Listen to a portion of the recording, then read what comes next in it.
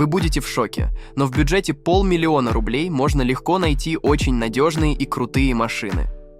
Сегодня я как раз составил для вас свою подборку подобных автомобилей. Вы узнаете, пожалуй, о лучших вариантах на рынке на 2024 год.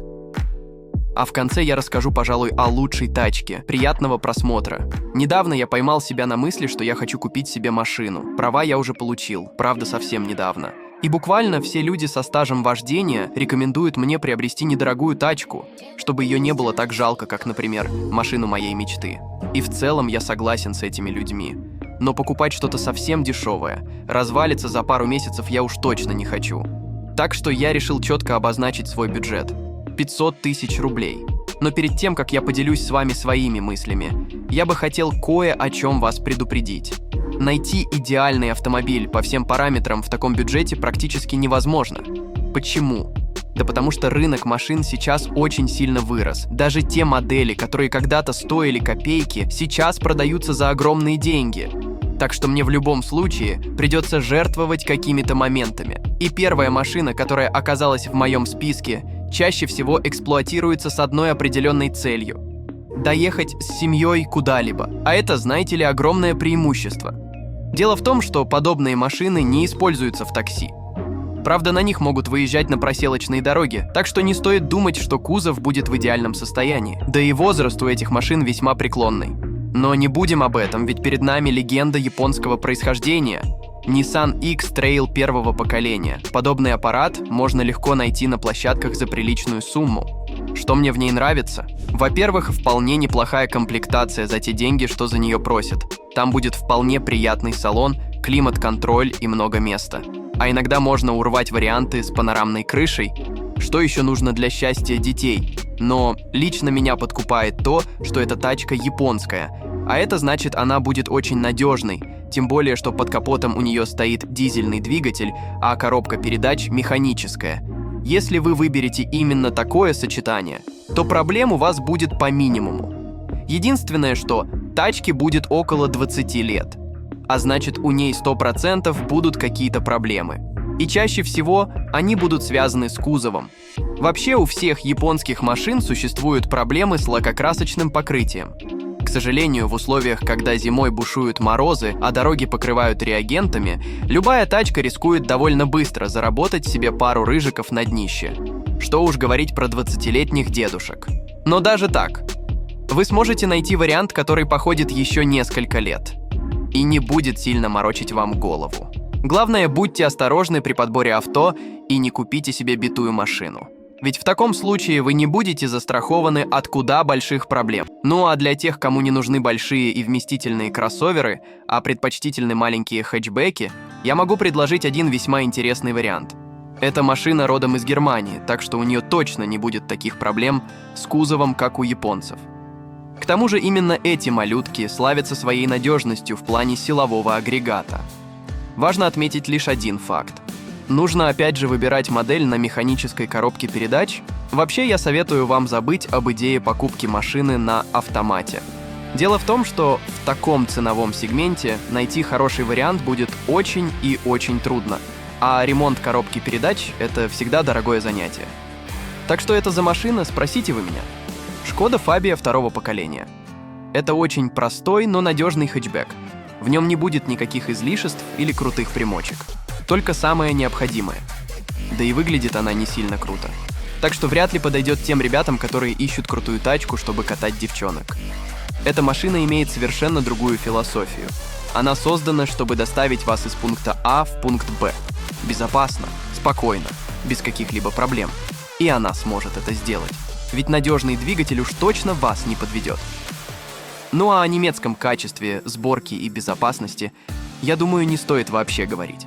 Лично я бы с радостью взял себе подобный автомобиль как первый, ведь он идеален, чтобы набираться опыта в вождении. Маленькие размеры позволят комфортно себя чувствовать как на дороге, так и во дворах во время парковки. Да и обслуживать ее очень просто. Эта малышка не потребует много денег. В общем, для начинающих водителей отличный вариант. Ну или для тех, кому нужна просто надежная машинка. Но что делать, если вы молодой и горячий парень, И вот эти машины для бабушек вам совершенно не интересны. Я вас прекрасно понимаю, друзья, я тоже таким был. И мне точно так же хочется красивую, молодежную и в то же время дешевую и надежную тачку. Но такую достаточно сложно найти. Но в этом видео я решил раскрыть вам небольшой секрет.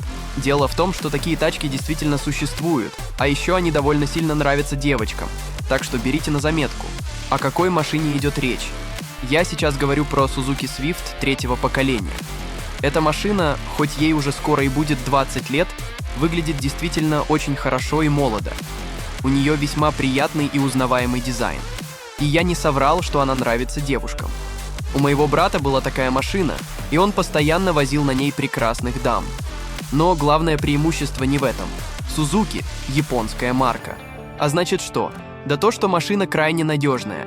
Двигателю вообще все равно на то, сколько он там уже проехал. А если вместе с ним стоит механическая коробка передач, то тут вообще можно забыть о капитальном ремонте. К тому же, на удивление, у машины нет проблем с лакокрасочным покрытием. Она почти не гниет. И это далеко не все ее преимущества. В этой машине есть бесключевой доступ, у нее крайне низкий расход бензина, и даже с учетом того, что она маленькая, в нее влезает очень много людей и вещей. Ну просто замечательный автомобиль. Кстати, как я уже озвучил, у меня был косвенный опыт ее использования. Я катался вместе с братом на ней, и она действительно порадовала меня. В общем, рассмотреть такой вариант уж точно стоит. Ну а если вам не страшен возраст автомобиля, да и понты дороже денег, то я могу посоветовать вам немного другого японца. Этот автомобиль в свое время стал культовым. Он тоже весьма надежный, но из-за того, что многие экземпляры были произведены еще в прошлом веке, про их состояние сложно говорить. Но вот все парни на районе точно будут вас уважать. К тому же именно эту машину просто обожают тюнинговать. Так что она реально может подойти какому-то молодому парнишке. И я сейчас говорил про легендарную Honda Civic шестого поколения. Эта машина не отличается своей скоростью, динамикой или какими-то крутыми фичами в салоне. Это весьма топорный автомобиль, в котором не очень-то много полезных функций. Но ее внешний вид реально будоражит умы многих ребят, ведь выглядит она, ну, очень круто. Из преимуществ я бы хотел отметить, что можно найти варианты с люком, а это еще один плюс в пацанскую карму. Да и надежному движку с механикой, нипочем эти годы. Детали на автомобиль стоят копейки, ну а заменить их можно и самому. А я вас уверяю, подобные автомобили будут покупать именно те ребята, которые захотят самостоятельно делать ремонт. А еще поставить новый крутой выхлоп, крутые диски, установить музыку и много чего еще интересного. На самом деле я себе тоже хотел бы такую машину, но, к сожалению, в силу своей занятости, я вообще не смогу сделать с ней все, что хотел бы. В общем, отличный вариант для какого-нибудь молодого парня. Ой, то-то я задержался на всех этих хэтчбеках. Все-таки в таком бюджете надежных машин не очень-то и много. А я бы хотел рассказать еще и о таких, которые выглядели бы круто. Наверное, поэтому в моем списке куча японских машин. Так что не удивляйтесь, что дальше я также расскажу о тачке, которую изобрели именно в этой стране. Но на этот раз это будет весьма приятный седан, который уже больше подойдет для тех, у кого есть хотя бы один ребенок.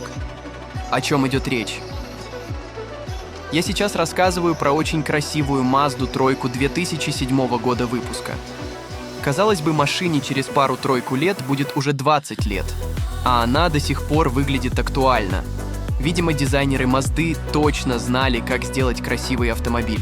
К тому же весьма надежный. Опять же, силовой агрегат тут может проехать какие-то невообразимые расстояния без капитального ремонта. Так что нам остается найти вариант с механической коробкой передач. И все. Правда, именно у Mazda есть довольно большие проблемы с кузовом. Они довольно сильно подвержены коррозии. Да и найти хороший небитый вариант довольно сложно. Все-таки из-за внешнего вида эти автомобили часто попадали в руки молодым ребятам, которые не очень-то аккуратно, но гоняли на них. Ну и еще один минус. Именно у этой модели весьма дорого стоят запчасти. Помнится мне, новые фары на тройку могут обойтись в круглую сумму. В общем, машина довольно противоречивая, но с другой стороны она очень надежная, да и выглядит круто. И раз я уже начал говорить про седаны, я не мог пройти мимо еще одной японской тачки. Но на этот раз она уже намного надежнее по всем параметрам, да и среди любителей авто весьма ценится. Ведь у этой модели была очень крутая спортивная версия, которая выигрывала все и все в ралли-гонках. Но, к сожалению, в наш бюджет гоночная версия этой малышки не пролезает.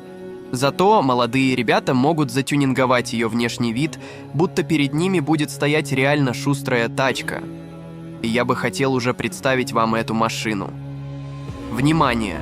Это Mitsubishi Lancer 9-го поколения. И я бы хотел сразу отметить тот факт, что этот автомобиль – настоящая легенда. Дело в том, что она имеет колоссальную надежность. Двигатель и механическая коробка просто неубиваемые. Да и кузов вроде как не страдает от каких-либо болячек. Более того, запчасти на нее стоят копейки, да и обслуживание весьма дешевое. А что еще нужно начинающему водителю? Но лично меня подкупает тот факт, что можно заказать бампера с закосом под версию Evolution, поставить спойлер на багажник, и никто в потоке не подумает, что вы тащитесь на скучном автомобиле. Ведь буквально каждый в этом мире слышал про спортивную версию Лансера. Ну, а если вам наоборот нужен максимально гражданский автомобиль, который поможет вам отвозить детей в школу и мешки картошки на дачу, то вы можете выбрать версию в кузове «Универсал». Лично я думал взять себе как раз такую. И нет, у меня были совершенно другие планы. По секрету сказать, я думал заколхозить в этот огромный багажник сабвуфер, чтобы меня проклинал весь город. Но по какой-то причине я не стал несколько лет назад покупать себе такую тачку. А зря, ведь ценник на нее вырос в несколько раз. В общем, советую реально приглядеться к этому авто.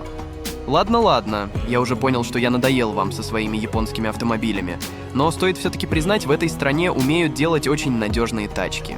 Однако, мне пора уже рассказать о чем-то новом, надежном, крутом и в пределах нашего бюджета. Ах да, еще и из другой страны. И я нашел такой аппарат. Придуман он был в Америке, а автомобили из этой страны славятся своей неплохой надежностью. Правда, я сейчас не говорю про современные электромобили или огромные и суперумные тачки, у которых от жары отказывает компьютер и машина перестает нормально работать. Все-таки, по моему скромному мнению, лет 10 назад в США делали куда более крутые автомобили. Правда, Ford Focus второго поколения еще старше, но не суть. Дело в том, что этот автомобиль, в каком бы кузове он ни был, выглядит сегодня весьма презентабельно. У него приятный салон, классный экстерьер, а в случае хэтчбека он довольно молодежный. Так плюс к этому у второго поколения очень надежная силовая установка. Ну и по классике, в этом бюджете лучше рассматривать механическую коробку передач. Как таковых проблем у этой модели нет. Просто с возрастом все ссадины начинают обрастать новыми болячками. Недаром многие говорят, что автомобили как живые. Так что найти вариант, у которого все будет в порядке с кузовом, практически невозможно. Главное, чтобы не было никакого криминала. А что там про обслуживание, можете спросить вы меня? Да все просто и дешево. Запчасти стоят копейки, автомобиль уже изученный, да и починить его сможет любой Вася в гараже. Расход топлива, кстати, тоже очень небольшой. В общем, отличный вариант в столь небольшом бюджете. Друзья, я бы хотел добавить еще пару слов. Будьте внимательны при подборе автомобиля.